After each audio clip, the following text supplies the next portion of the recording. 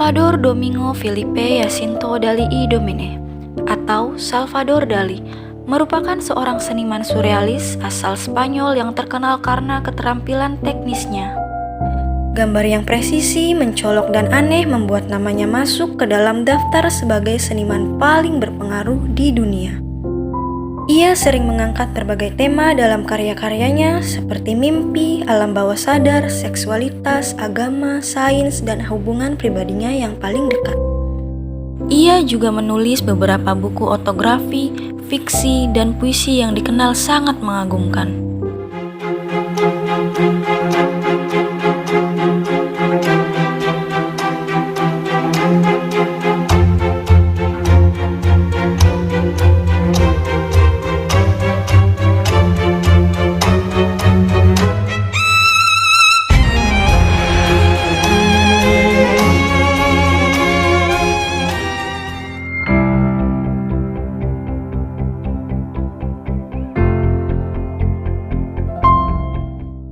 Salvador Dali lahir pada 11 Mei 1904 di Catalonia, Spanyol, dari pasangan Salvador Luca Rafael Aniceto Dali Eccusi dan Felipa Domene Ferres. Ia memiliki adik perempuan bernama Ana Maria dan mempunyai dua sahabat bernama Emily Sagibarba dan Josep Semitier. Mereka berdua merupakan pemain sepak bola yang sangat terkenal setelah bergabung dengan klub raksasa FC Barcelona. Sejak kecil, Dali dan adiknya dibesarkan oleh keluarga sederhana, ayahnya yang merupakan seorang notaris dan pengacara. Kedua orang tuanya adalah seorang ateis anti-klerikal yang memiliki kecintaan terhadap pakaian oriental. Dali menempuh pendidikan di sekolah kelas menengah dan mulai menyukai lukisan setelah bertemu dengan keluarga Raymond Pichot. Bahkan, keluarga Raymond Pichot mengenalkannya lukisan futurisme hingga memberinya buku tentang kubisme dan seni kontemporer. Pada tahun 1921, ibu Dali meninggal dunia karena kanker rahim, yang Dali gambarkan sebagai pukulan terbesar yang pernah ia alami dalam hidupnya. Setelah kematian sang ibu, Dali pindah di Madrid dan meneruskan pendidikannya di Akademi Seni Rupa Kerajaan San Fernando. Di sana, Dali mulai mengubah penampilannya dengan pakaian yang terlihat seperti seorang bangsawan dari kerajaan Inggris. Hal itu menarik perhatian seorang penyair muda bernama Federico García Lorca yang kemudian menjadi sahabat baiknya. Ia mulai mengunjungi Museum Prado setiap minggunya untuk mempelajari karya-karya yang dibuat oleh para maestro besar. Persahabatannya dengan Federico García Lorca juga menjadi semakin dekat dan intens secara emosional.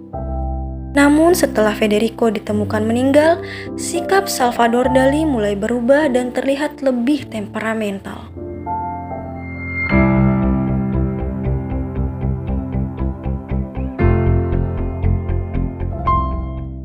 Salvador Dali mulai melukis dengan memasukkan unsur kubisme yang membuatnya menarik perhatian banyak orang.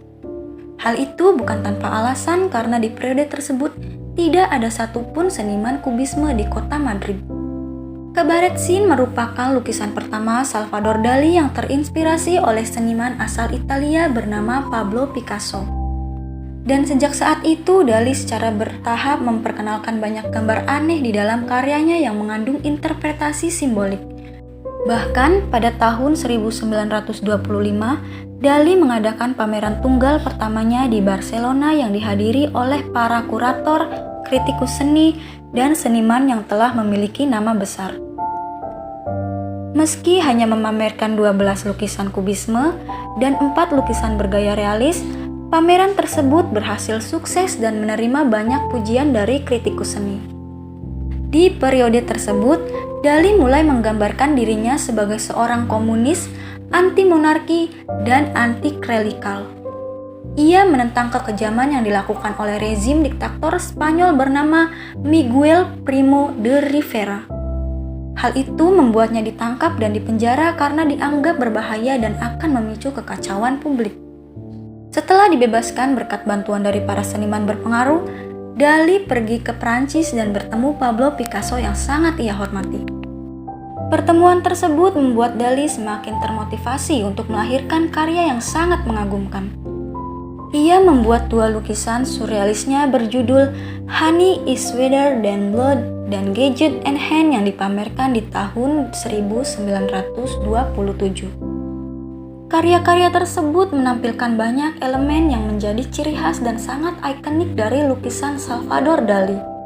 Ketika Dali bergabung dengan kelompok surrealis di tahun 1929, aktivisme politiknya mulai meningkat dan semakin aktif untuk mengkritik rezim yang telah menyengsarakan rakyat Spanyol.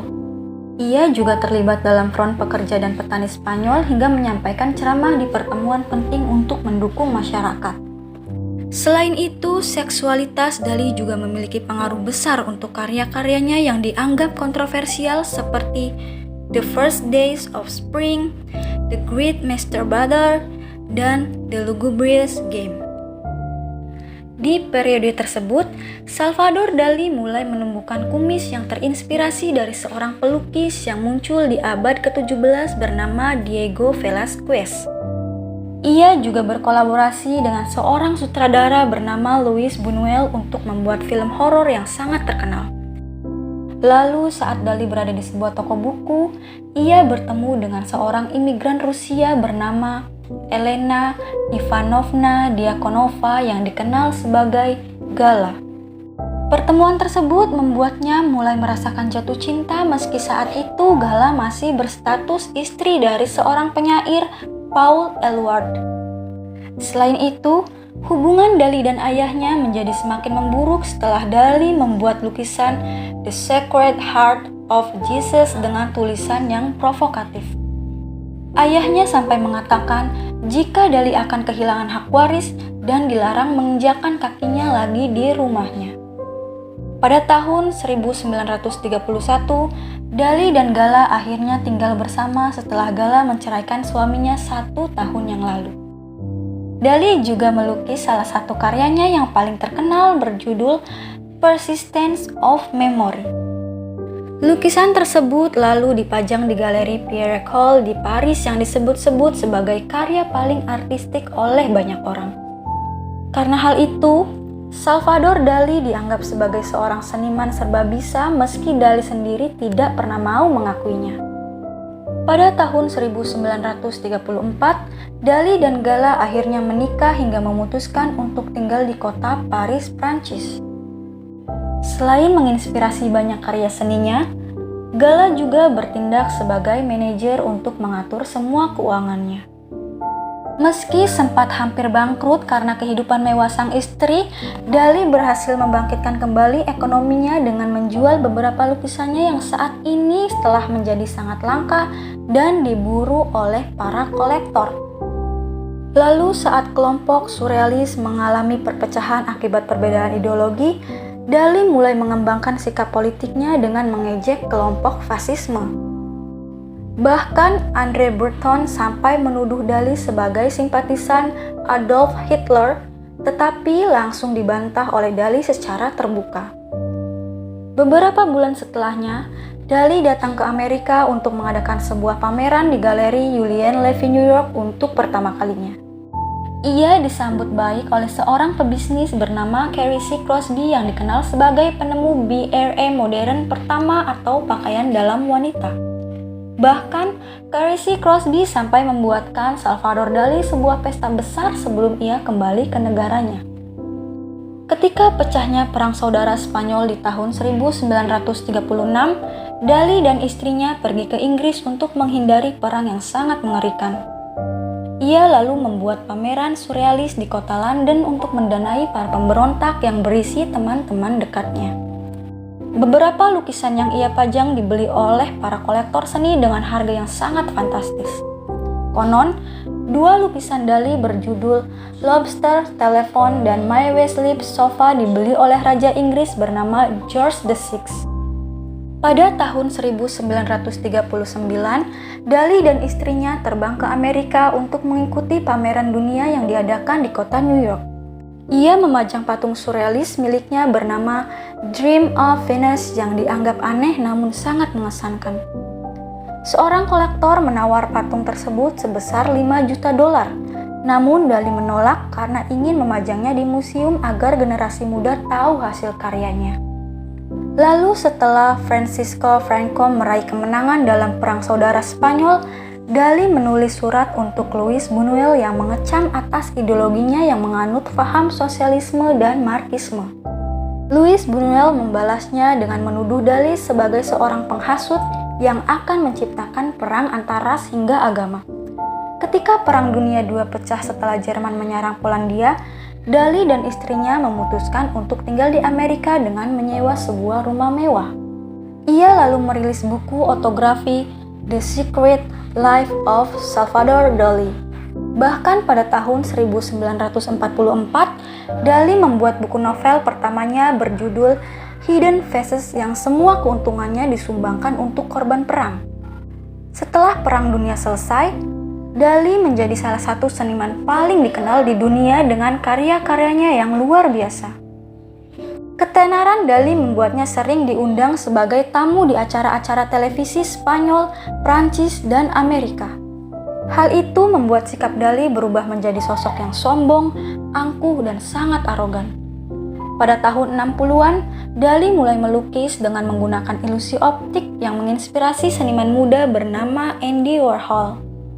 Ia juga bertemu dengan Nanita Kalashnikov yang kemudian menjadi sahabat, inspirasi, dan model lukisannya. Sepanjang periode tersebut sampai tahun 70-an, Dali dan istrinya terus berkeliling dunia untuk melakukan pidato dan membuat salah satu pameran. Selain membuat lukisan dan patung, ia juga menulis berbagai buku yang menceritakan pengalaman pribadi sampai puisi. Lalu setelah istrinya Gala meninggal dunia di tahun 1982, Salvador Dali mulai kecanduan obat-obatan yang dipicu akibat rasa depresi. Dia mengasingkan diri ke kota kecil di wilayah Pubol Spanyol setelah membeli sebuah kastil yang didedikasikannya untuk istrinya. Terlepas dari pemikiran dan sikap kontroversinya, Dali diberikan gelar bangsawan oleh Raja Spanyol Juan Carlos atas kontribusinya dalam bidang seni. Dali juga memberikan lukisan Head of Europe kepada sang raja di mana lukisan tersebut merupakan lukisan terakhir yang dibuat oleh seniman Salvador Dali.